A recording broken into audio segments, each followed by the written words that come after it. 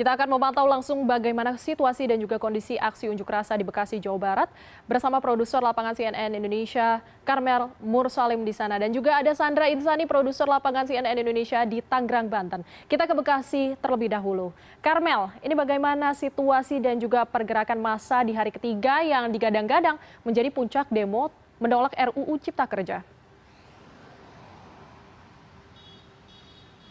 Ya, selamat siang Sarah. Seperti yang diketahui, pengesahan Undang-Undang Hak Cipta telah dibuntuti oleh aksi penolakan dari sejumlah kelompok masyarakat. Sejauh ini sejumlah aksi penolakan dari buruh, lalu dari mahasiswa dan dari organisasi masyarakat sipil lainnya telah ditemukan di berbagai daerah termasuk Kabupaten Bekasi. Saat ini saya sedang berada di Bekasi Industrial International East Block, dan di mana ini memang merupakan salah satu tempat perkumpulan pekerja buruh Bekasi. Tadi para pekerja buruh yang kami lihat di lokasi bergeser dari EJIP pada pukul 11 siang waktu Indonesia Barat menuju ke BIIE. Saat ini mereka belum melakukan audiensi di BIIE, namun mereka terpantau sudah berkumpul dan sepertinya sudah bersiap-siap. Sesuai pantauan tim di lapangan, kami tadi di lokasi BIIE juga telah melihat sejumlah personel pengamanan, walau tidak banyak. Tadi kami sempat berbincang-bincang dengan Kapolres Bekasi Hendra Gunawan yang mengatakan bahwa pihaknya telah mengerahkan sebanyak 2.000 personel gabungan PMB atau Polres Metro Bekasi dan TNI untuk mengamankan adanya demo sepanjang hari ini. Tentunya 2.000 personel tersebut disebarkan di sejumlah titik di Bekasi. Dan kami memang mendapatkan informasi bahwa akan diadakan audiensi dari pihak Aliansi Buruh Bekasi Melawan pada hari ini. Jadi Aliansi Buruh Bekasi Melawan merupakan gabungan organisasi pekerja buruh, diantaranya adalah FSPMI, KASBI, dan KPBI. Walau meski begitu Sarah, sehingga saat ini masih belum diketahui jam berapa dan lokasi pastinya di mana audiensi tersebut. Tentunya aspirasi yang nanti akan disampaikan oleh Aliansi Buruh Bekasi Melawan masih seputar penolakan Undang-Undang Cipta Kerja tersebut, lebih tepatnya mengenai penghapusan UMK, UMSK, lalu tenaga kerja asing, dan pengurangan pesangon. Dan Sarah, perlu dicatat bahwa hari ini merupakan hari ketiga yang katanya merupakan puncak dari aksi penolakan yang sudah dimulai sejak hari Selasa lalu. Namun saya ingin menjelaskan sedikit Sarah, kemarin pergerakan para pekerja buruh di kawasan Bekasi. Jadi kemarin Aliansi Buruh Bekasi Melawan bergerak ke arah DPRD Kabupaten Bekasi dari JPIC. Mereka mengarah sekitar pukul 1 siang waktu Indonesia Barat. Dan Sarah, seperti yang bisa dilihat, ini merupakan pekerja buruh, mereka baru saja berdatangan dari kawasan JPIC dan mereka juga mengarah dari kawasan industri MM 2100. Saat ini mereka memang belum menyampaikan audiensi, namun mereka melintas. Dari tadi kami melihat di lapangan mereka berpatroli berkeliling kawasan Kabupaten Bekasi.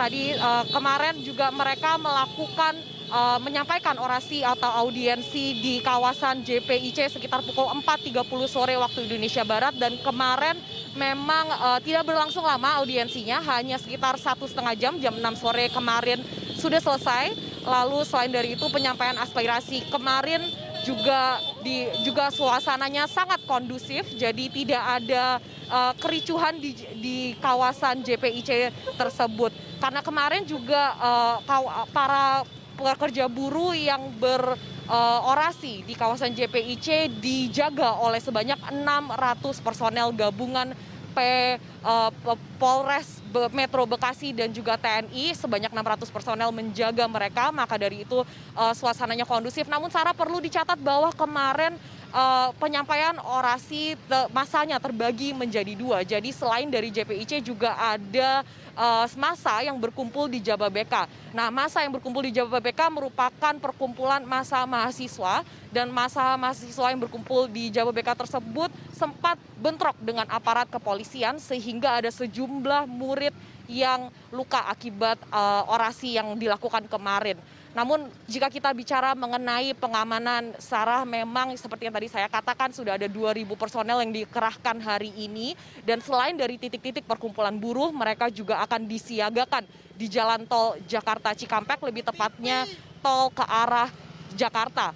Dan tentunya ini merupakan upaya untuk mengantisipasi adanya demo di kawasan Bekasi sepanjang hari ini. Dan jika kita bicara mengenai arus lalu lintas di sekitar Kabupaten Bekasi, sejauh ini memang belum ada penutupan ruas jalan. Namun tadi aparat kepolisian mengatakan bahwa penutupan akan dikondisikan dengan dinamika di lapangan sepanjang hari ini. Dan memang besok dan begitu juga dengan personel yang akan disiagakan besok jika para aparat kepolisian bisa menilai bahwa audiensi atau aksi unjuk rasa bisa berhenti pada hari ini, maka besok mereka tidak akan mengerahkan personel begitu banyak seperti hari ini. Sarah. Ya, terima kasih Karmel dari Bekasi. Selanjutnya kita ke Sandra dari Tangerang, Banten. Ya, Sandra, ini bagaimana kalau tadi di Bekasi massa sudah mulai memasuki dan juga nantinya akan diadakan mediasi. Kalau di Bekasi bagaimana, Sandra, dengan lanjutan aksi di Tangerang? Ya, selamat siang, Sarah. Saat ini saya sudah berada di depan pabrik yang memang berada di Jalan Dan Mogot, Kecamatan Batu Ceper, Kota Tangerang. Karena memang kita mencari tempat yang paling aman karena memang sempat terjadi kericuhan. Namun dapat dilihat mungkin situasi terkini di belakang saya, Sarah.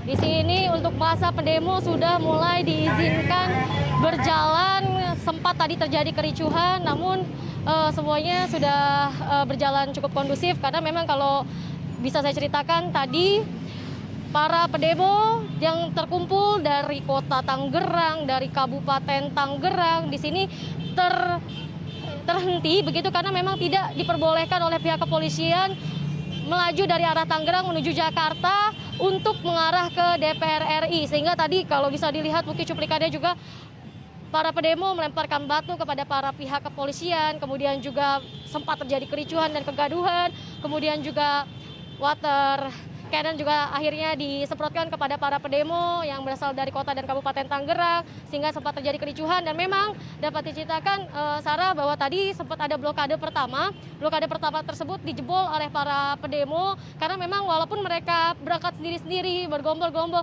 karena ditahan di Jalan Dan Mogot ini di Kecamatan Batu Ceper, sehingga semuanya massa terkumpul. Dan berdasarkan penglihatan mata kami, memang ini ribuan, lebih bisa mencapai puluhan ribu, karena memang dari kota dan juga dari kabupaten semuanya berkumpul menjadi satu, sehingga massa pun ketika tidak diperbolehkan lewat kemudian memuncak. Blokade juga akhirnya blokade pertama dijebol seperti itu, dan kemudian juga berjarak 500 meter dari blokade pertama dibuat blokade lagi dengan mungkin bisa dilihat di pinggir saya di sini sudah ada kawat berduri, di sini sudah disiapkan, tetapi massa pun tetap maju, tetap menerobos, sehingga pihak kepolisian pun mengizinkan para massa pendemo dari kota dan Kabupaten Tangerang ini untuk mengarah ke Jakarta dan mengarah ke DPR. Walaupun memang tadi kita sempat hubungi juga oleh pihak kepolisian untuk Kota Tangerang sendiri, ini untuk hari terakhir mogok nasional tanggal 8 ini sudah disiapkan sebanyak 1.000 personil gabungan TNI, Polri, Satpol PP, seperti itu. Namun ini kalau dibandingkan dengan 2 hari lalu, ini tuh 2 kali lipat. Jadi kalau misalnya dulu hanya di kotanya saja ya, tanggal 6, tanggal 7 itu 500 personil, hari ini 1.000 personil. Namun dengan diadakannya di tempat ini, perbatasan antara Jakarta dan Tangerang dan Jakarta, mungkin ini adalah gabungan dari personil yang ada di kota dan juga Kabupaten Tangerang. Dan Sarah, dapat diinformasikan juga memang akses jalan tadi tertutup. Jadi dari arah Jakarta menuju Tangerang ataupun Tangerang menuju Jakarta ini tidak bisa lewat. Untuk para lalu lintas di sini tidak bisa lewat karena memang keadaan tidak kondusif, sehingga disuruh semuanya putar balik. Dan kalau memang dilihat untuk para pendemo di sini, mereka menggunakan mobil, kemudian juga menggunakan atribut-atribut bendera, kemudian juga motor yang memang jumlahnya banyak sekali. Sarah.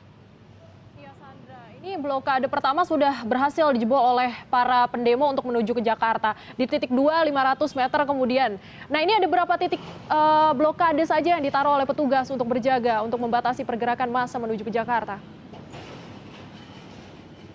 Ya, untuk sejauh pandangan kami, tadi memang blokadenya yang dipasang sejauh ini hanya 2. Yang pertama ada 500 meter di arah Tangerang, kemudian juga yang blokade kedua di tempat ini. Jadi hanya ada 2 blokade, dan memang sempat tadi kenapa blokade pertama bisa jebol karena memang waktu kita berada di belakang pihak kepolisian dari arah Tangerang menuju Jakarta masanya banyak sekali, tiba-tiba kemudian juga dari arah Jakarta menuju Tangerang terdapat sedikit tidak cukup banyak dibandingkan dari arah Tangerang, tetapi ada juga massa dari kelompok Jakarta yang menghalau. Jadi polisi dikepung di tengah-tengah sehingga kami pun melipir karena mencari tempat yang aman. Batu-batu juga dilemparkan, teriakan-teriakan massa juga terdengar seperti itu, sehingga kami melipir kemudian juga langsung dibentuk oleh tim anti huru-hara Brimob blokade kedua, dan tidak lama kemudian mungkin massa sudah melaju, terjadi kompromi sedikit, setelah itu massa diperbolehkan untuk menuju Jakarta. Dan sebenarnya Sarah yang bisa diinformasikan juga di saat ini demo ini harusnya juga para pendemo diingatkan kembali karena kita di tengah pandemi. Untuk bulan September sendiri pun lonjakan dari kasus positif ini cukup tinggi sehingga ini dikhawatirkan sekali karena tidak adanya physical distancing, kemudian juga penggunaan masker tidak tepat, kadang juga dibuka, saling bersentuhan, belum lagi dilemparkan tadi ada water cannon seperti itu, sehingga ini bisa berpotensi penyebaran virus COVID di antara pendemo, sehingga diharapkan untuk para pendemo walaupun menyampaikan aspirasi mereka terhadap penolakan Omnibus Law UU Cipta Kerja yang baru saja disahkan kemarin pada tanggal 5 Oktober 2020, walaupun sudah ketok palu mereka tetap berdemo, tetapi tetap juga perhatikan hal yang tidak kalah penting dari itu semua, yaitu kesehatan di tengah pandemi, karena kalaupun ini melonjak, kita tidak tahu bagaimana apakah rumah sakit dan juga tempat-tempat penampungan untuk para penderita COVID ini apakah akan mencukupi, apalagi kita tahu ini jumlah pendemo ini di sini banyak sekali. Sarah. Ya, terima kasih atas informasinya Sandra Insanasari, produser lapangan CNN Indonesia yang melaporkan langsung dari Tangerang, Banten. Dan juga Karmel yang melaporkan langsung dari Bekasi, Jawa Barat.